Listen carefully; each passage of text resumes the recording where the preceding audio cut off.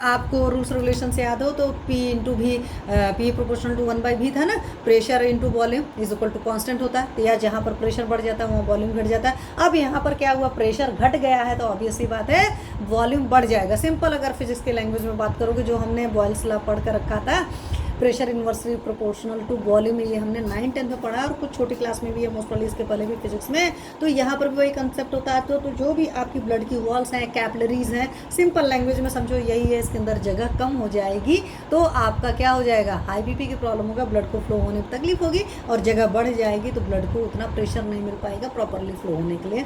तो यहाँ पर वॉल्यूम बढ़ जाता है। या सिंपल लैंग्वेज में आप वहाँ से भी छोड़ दो, इतना भी अगर नहीं समझ में आता तो आप ये समझो जो ब्लड की वॉल्स हैं, जो कैपिलरीज हैं, ब्लड की मसल है, मतलब जिसमें ब्लड फ्लो हो रहा है, जो आपकी नाड़ियां हैं, जो आपके चैनल्स हैं, उनकी टोन्स जो है, मसल की टोन कम हो गई है।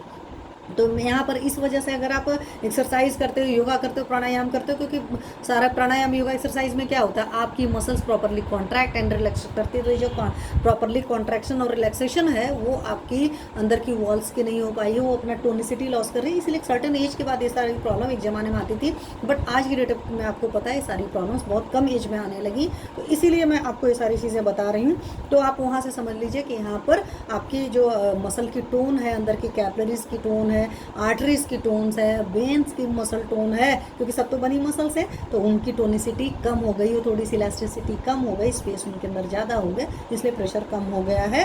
तो ये सिंपल सा फिजिक्स का कंसेप्ट है, सिंपल सा लाइफ का कंसेप्ट है। तो अपनी बॉडी को टोनिसिटी बरकरार रखने के लिए हमको क्या करना है, योगा एक्सरसाइज वगैरह करना है, ठीक है। मसाज वसाज भी करना है, उससे आपकी ब्लड की टोनिसिटी और आपकी बॉडी की टोनिसिटी अच्छी होगी, तो बाहर से ऑर्गन शुरू होंगे अच्छे होना, अंदर से भी होना शुरू हो जाएंगे। तो ये सारी वजह होती है।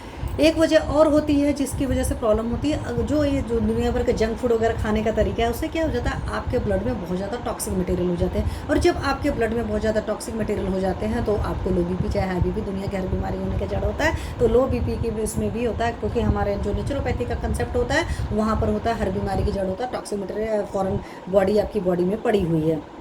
आयुर्वेद में हमारा उसी चीज़ को समझ लीजिए, आपका आम है, जो चीज़ें सही से नहीं पची है, पाचन सही से नहीं हुआ तो बॉडी में पड़ा हुआ, तो उसी के अगेंस्ट में सारी चीज़ें होंगी। वहाँ पर आम में कहीं डिफाइन नहीं हुआ कि लो बीपी के लिए आम, और आम है मतलब कि आहार का प्रॉपरली पचन नहीं हुआ, तो दिस इज ड्यू टू, या उसी को अच्छी शास्त्रीय भाषा में कहें तो आप कह सकते हैं ग्रहणी दृष्टि।